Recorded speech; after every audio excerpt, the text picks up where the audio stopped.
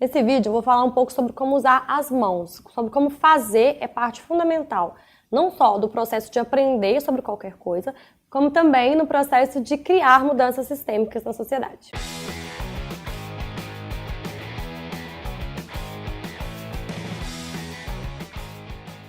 Quando a gente fala de processo criativo, de criatividade, é fundamental entrar nesse processo de fluxo. A gente entra em estado de fluxo quando a gente realmente perde a noção do tempo, de tão imerso que a gente está naquela atividade. É quando a gente se entrega 100% para alguma coisa. A gente só consegue entrar nesse estado de fluxo quando a atividade que a gente está fazendo, ela nos desafia o suficiente e a gente tem habilidades o suficiente para fazer aquela atividade. Então, por exemplo, se eu for caminhar, que é uma atividade relativamente fácil para mim, eu dificilmente vou entrar em estado de fluxo, porque eu tenho muita habilidade e é pouco desafiador. Então eu posso ficar entediada, relaxada ou no máximo apática, mas dificilmente eu vou entrar em estado de fluxo. Já quando eu estou fazendo uma atividade que para mim é muito difícil, como por exemplo surfar, eu vou ficar preocupada, ansiosa, no máximo empolgada se eu tiver um pouco mais de habilidade. Mas eu também dificilmente vou entrar em estado de fluxo. Então é importante que ao realizar qualquer atividade, a gente entre nesse estado, pegando desafios em que a gente consiga realmente entrar nesse estado. A partir do momento que a gente entra em estado de fluxo, a gente consegue ter ideias muito melhores. E para ter ideias, a gente usa muito brainstorming. Muita gente acha que sabe fazer brainstorming, porque desde que a gente começa a trabalhar com o processo criativo, a gente faz brainstorming. Primeiro de tudo, o brainstorming ele é dividido em 3 fases. A primeira fase é a fase de abrir, é aquela fase de ter muita ideia. A segunda fase é a fase de explorar, de pegar as melhores ideias daquele bolo e realmente entender melhor o que elas significam. E a terceira fase é a fase de fechar as ideias. Escolher qual ideia a gente vai realmente colocar em prática, prototipar e colocar a ideia no mundo. Então, a primeira dica é foco na etapa atual. Se está na fase de abrir, não é hora de ficar 15 minutos contando uma ideia. Não é hora de ficar explorando a ideia. Se a gente está na fase de explorar, também não é a fase de gerar novas ideias. Se a gente está na fase de fechar, também não é a hora de gerar novas ideias ou de explorar ideias.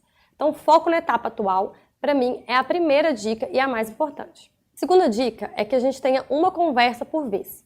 Muitas vezes em reuniões de brainstorming a gente vê várias conversas acontecendo ao mesmo tempo entre pessoas diferentes. Então é importante que a gente foque no assunto e que o grupo todo entre naquele fluxo e entre naquele processo junto. Uma outra dica é ser visual e objetivo. Na fase de abrir ideias, na fase de ter ideias, é a fase de ser rápido, não é a fase de ficar 15 minutos contando uma ideia. Por isso é muito bom usar post-its e pregar esses post-its na parede com as ideias que você vai tendo de forma bem visual, com uma palavra, 3 palavras no máximo, um desenho, para realmente ter esse fluxo de geração de várias ideias. Uma outra regra é limitar o número de pessoas. Brainstorming com muita gente não funciona. O ideal é 6, 8 pessoas, 10 no máximo, para que o processo realmente flua. Outra dica é construir sobre a ideia dos outros. Muitas vezes, quando a gente está envolvido em um processo de brainstorming, o nosso ego é tão grande que a gente quer falar só da nossa ideia. E a gente nem presta atenção na ideia do outro. É aquela questão de escutar e de ter uma escuta ativa. Então é fundamental que vocês se vejam como um time, em que um constrói sobre a ideia do outro. Uma outra dica é estimular ideias radicais. Então a gente já usou muito daquele processo de e se você fosse o Bill Gates? E se você fosse um super-herói? E se você tivesse toda a tecnologia do mundo?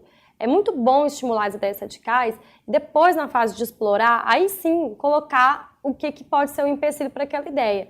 Muitas vezes a gente acha que tem empecilhos e a gente consegue resolver aqueles empecilhos de modo muito mais fácil do que a gente pensava.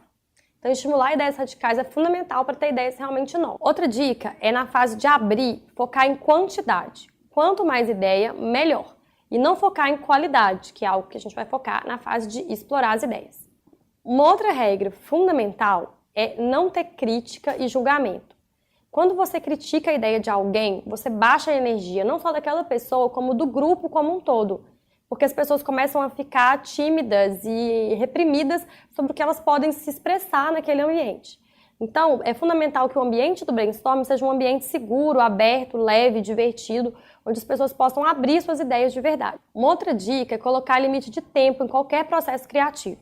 Brainstorming de mais de 20 minutos, 25 minutos, já virou qualquer coisa. Virou bate-papo, virou reunião de pauta, virou DR. Mas brainstorming, que é todo mundo pensando junto, tendo uma chuva de ideias, não acontece em mais de 20 minutos.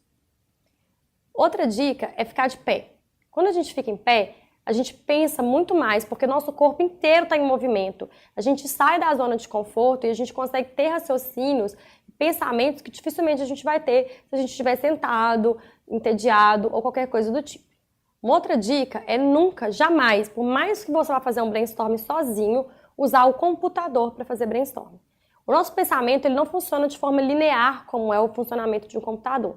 Por isso é muito importante que a gente abra, que a gente use post-its, que a gente escreva, em vez de usar um computador, porque senão nosso pensamento vai seguir um ritmo linear e dificilmente a gente vai conseguir ser criativo, juntar partes diferentes para criar algo realmente novo. E a última dica é utilizar técnicas de brainstorming. Existem vários sites, várias metodologias, várias brincadeiras que tornam o processo de brainstorming não só lúdico e divertido, como também um processo muito mais efetivo, em que muitas dessas dicas que eu dei para vocês, elas fluem de forma natural, porque o processo te ajuda a fazer dessa forma. Bom, essas foram algumas dicas que eu dei para vocês para, ao utilizarem as mãos e ao realmente fazerem qualquer processo que envolva criatividade, esse processo seja o mais efetivo possível. E espero que vocês usem essas dicas e coloquem sempre o coração de vocês, o melhor lado cognitivo possível da cabeça e as mãos em prática para fazer a transição. Para ter mais dicas e aprofundar um pouquinho mais no assunto, a gente criou um e-book gratuito que vocês podem baixar também. Espero que tenham gostado e até a próxima. Muito obrigada!